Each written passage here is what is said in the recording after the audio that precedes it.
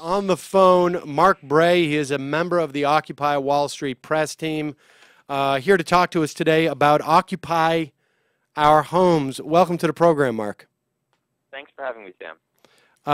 So tell me, what is planned for today? Well, today is the start of a nationwide campaign put on by the Occupy movement in coalition with local community groups. And there's going to be events in about 25 cities around the country. About half of those cities are going to have basically sort of direct actions where either they prevent the foreclosure, move a family back into a foreclosed home, or disrupt a foreclosure auction. And the other maybe 10 or 12 are going to have solidarity events, visuals for foreclosures, and so forth. Here in New York, what we're doing is we have a march starting at 1, where we're going to go by all sorts of foreclosed properties, where we're going to show people, places that would be ripe for occupation, and then we're going to end at a house where the family that was foreclosed upon, that got evicted from their house, is going to be returned to the house. So it's a very exciting day, and it should really show the power that the movement still has. I really think that this is perhaps one of the most important days of Occupy Wall Street's history, particularly since the eviction from Zuccotti Park, because one of the things that we've been talking about in this program with many Occupy Wall Street activists and housing activists is that time where Occupy Wall Street begins to reach people whose homes have been foreclosed, who have been victims of this massive sort of mortgage scam, whether it was in the derivatives or in the actual servicing and origination of these loans. How are Occupy movements actually reaching these people? Right. Well, I think you're exactly right, and I think today marks an important transition from more symbolic actions like big marches and rallies, sort of show how much popular support we have, to actually empowering people to improve their actual day-to-day lives. And so, today, for example, it's a very direct example where someone is actually going to have a place to live that previously didn't have a place to live.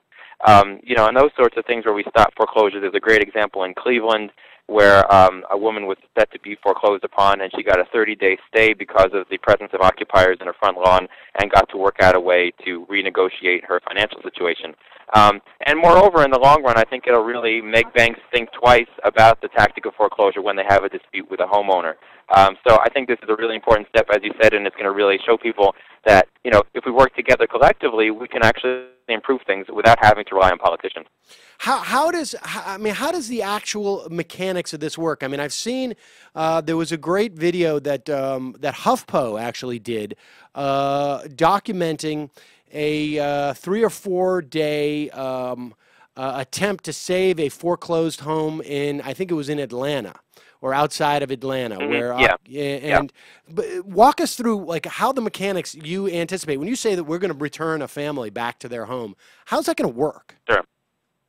Well, basically, the important thing ultimately comes down to the political dynamics of it, because obviously, if the family's been foreclosed upon and evicted from the house, they don't have the legal right to be there, right? Obviously, so it's an act of civil disobedience. So we have an eviction defense group that's basically prepared, if the police come, to set up a perimeter of bodies around the house, have people inside, and prepared to get arrested in civil disobedience to draw political attention, to draw media attention to the injustice of the foreclosure crisis in general. And so, that's basically the circumstance. The woman that's going to be moved in today has 2 small children, so everything will be done to basically get them out of the way if it should come down to a confrontation with the police, and contingency plans are made for them to stay with other people if the mother gets evicted. Right? So it's a serious business, and we don't take it lightly, and we also have plans in place to help the family not only today but on day 2, day 3, day 4, and make it sustainable, get them heat and hot water, to clean the place up, renovate it. People are bringing gifts today, all sorts of toys for the kids or housing supplies. So, we don't take this lightly, and it's a long-term investment in a family's life. I mean, there's 2 aspects I want to talk about this, but the first, let me just say, it's like I just think this is just so amazing, and it's so impressive to me that people are willing to do this, put themselves on the line in this way for a family that they may have just met, maybe they've never met. I cannot tell you guys how much admiration I have for what you're doing. But well, thanks so much, Sam. Yeah. Let's also talk about, okay, so the idea here is that if I'm Bank of America or I'm whoever holds this mortgage, do I really want to deal with my name and my bank being repeated over and over again in the news reports of these people being arrested and the images of this woman and her two small children and their story out there, and maybe the story about how we told her she could have a modification and we told her not to pay, and then we decided to foreclose on her because our fees are big. I mean, I get that in terms of how that's going to work with that one person. So Sure. what is the next step in terms of systematically? I mean, is it to just continue to increase awareness and more of these instances until there's enough political pressure to say we've got to deal with this? Not each bank can't just try and avoid each single action. We may have to deal with this in a broader sense. Yeah, I think that you're right on. I think the point is that ultimately, social change, when it's come about in really sweeping manners in the past, whether it be with the labor movement, the suffrage movement, the civil rights movement, doesn't just happen when a politician says, oh, there's an issue, I'm sitting in my office, I'm going to address it, but when there is this large social unrest to the point where politicians simply can't ignore what's going on. And so certainly we're going to be helping individual families getting into their homes or stay in their homes, and that has great import for them. But as you touched upon, it'll raise the issue to a level of awareness that it previously didn't have, and basically create a social circumstance where it can't be ignored any longer. And so certainly it'll make banks think twice when they go towards foreclosure in the future. Is this really the most cost-effective and in terms of public relations, and why is this move to deal with this specific family? And if I were a family that had that issue, I'd be happy that the banks are going to think twice about foreclosing on me. Right. I mean, of course, it's more financially profitable for them in the short run, but essentially what you guys are trying to do is make them exact another price that they're going to have to pay. So, I mean, how did you get in touch with this woman, let's say, or how are people?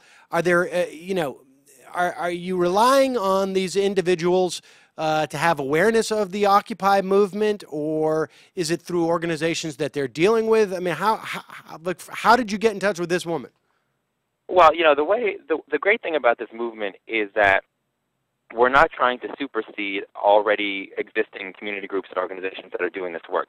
So we got in touch with groups such as New York Communities for Change, Vocal New York, Take Back the Land, that have been doing this sort of work for a long time in these regions of New York, but hadn't got the level of national attention that they are now getting because of the Occupy movement. And so we got in touch with this family through those organizations, stuff that's already happening on the ground. We're not trying to reinvent the wheel. We're just trying to basically be a platform for these already existing campaigns and organizations to come together and to work. And so since we've been doing this, and since the word has been getting out, and then the website Occupy Our Homes is up there, we've actually gotten several more requests for help with foreclosure-related issues from other families and other people in the New York area. So that's why this is a campaign and not a one-off thing. And I think the more successful we are with this, the more we're going to see more and more requests for assistance coming in. Are there any stories that you're aware of that you can that have particularly struck you? Of people that have come to us? Yeah. Yeah. Well, there was one story of a woman whose mother is terminally ill and has mounting medical debts and has a small little house, and she's facing imminent foreclosure.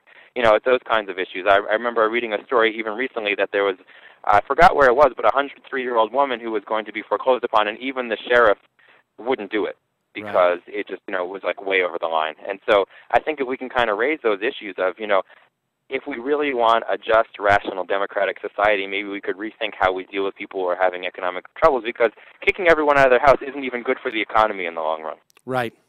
There was a story today that Josh Harkinson had in Mother Jones about, oddly enough, Organizing for Occupation, which was an organization that started actually in the spring, I guess, by a guy named Frank Morales, who's a 64-year-old Episcopal priest and a longtime squatter. I've met Frank.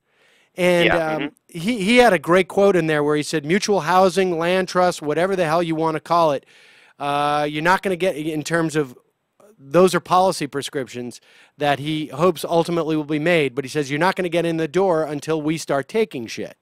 And that's in some respects what you guys are also doing. You are forcing the politicians to come up with solutions for problems that you are making sure that they won't let get swept under the rug. Right, and Organizing for Occupation has been working in tandem with us in various cities, and are a very similar group. And ultimately, as I said before, if you look at social change, how it happens, it's not just through politicians making decisions. They don't make them in a vacuum. They make them in terms of protest movements, unrest more generally. And there's a long tradition of that in this country, and that's what we're sort of reviving now. And to really make the point that we have a crisis, that we've had approximately 3 million homes foreclosed since the beginning of the housing crisis in 2006, that's a really big problem, not something that can be swept under the rug. All right. Well, I really appreciate, Mark, you're spending the time talking to us.